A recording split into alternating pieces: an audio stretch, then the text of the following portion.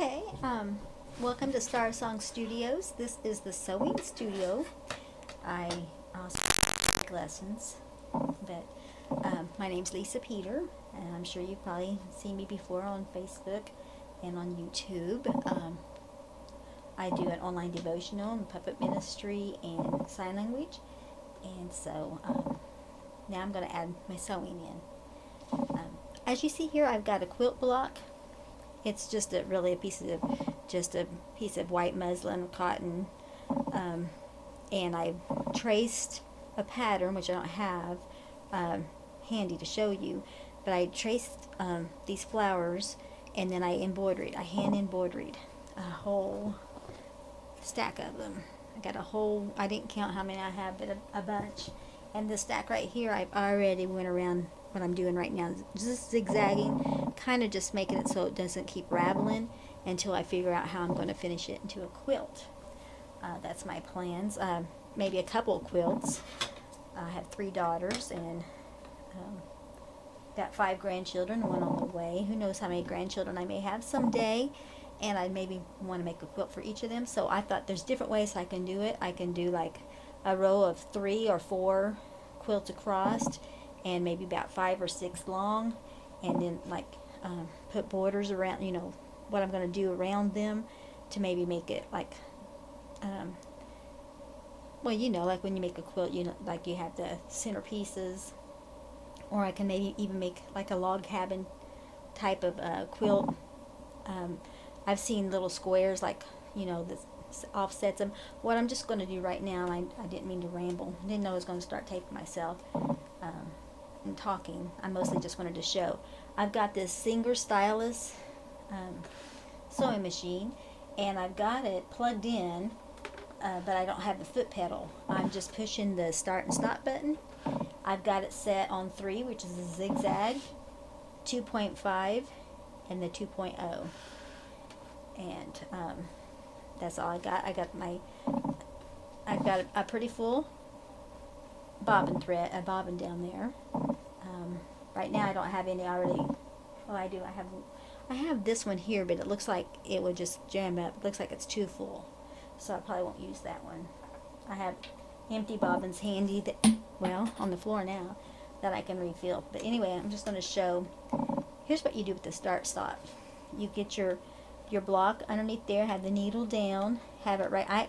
Instead of measuring, and sometimes, see, I'm going to probably sew over some of this, but that's just because when I made my blocks, I didn't make them big enough for my pattern. Anyway, I think it's going to be all right, because I'm more of an art quilter. I just make to make. I'm not a perfectionist. And I've got it. I'm going to stop while I talk. I've got it going over here. You can set how fast or slow you sew. And it's like it's when you're using a pedal, you can decide how far you push down, how fast. If you don't push down all the way, it goes slow, or if you push down, it goes fast. Well, this is the same kind of concept on this right here. And I like it most of the time. Every once in a while, I find I bump it when I'm sewing. I do not really like the needle position button right here, because there's times when I go to push the start stop button, I actually push the wrong button. I have in the past. Hopefully I broke myself with that bad habit. So anyway, I'm going to go ahead and we'll just sew about to here, and then we turn the block. You know how to. Thank everybody. If you don't know how, just what you do is you'll sew until where you think it's going to be about 1/4 of an inch. Something like that.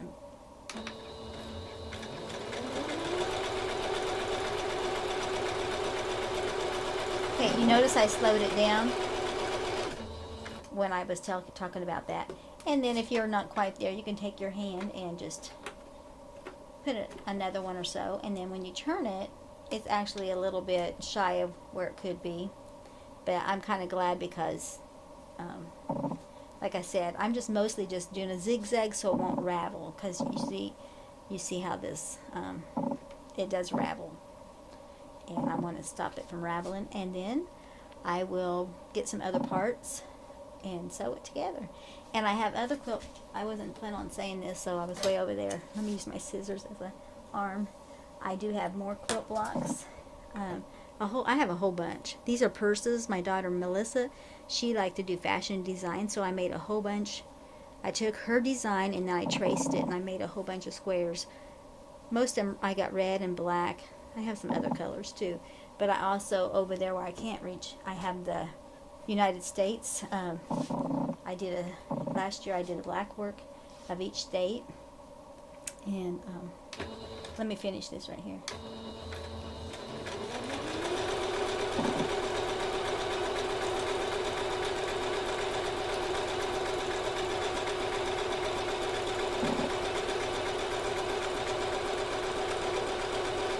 And if I knew how to edit my video, you know how they zoom and they zoom and they show the finished product. Well, I'm almost to the end anyway. So I turn that one. I'm gonna go ahead and speed it up a little bit. And then when I get down here, I will have finished this block. And I like I said, I like that is right there where you can just touch the start and stop button. And then keep your scissors handy. Of course, there is the little thing here that you can bring your thread up and you can cut it right there. Anyway, so here I've just went around all the edges.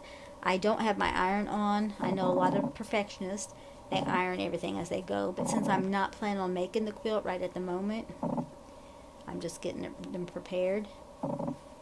See? Da-da-da! And like I said, this could even be for pillows. You can like have this in the center of a pillow and just put like pretty fabric around it. You can do like a patchwork or whatever, and this could be the center. Or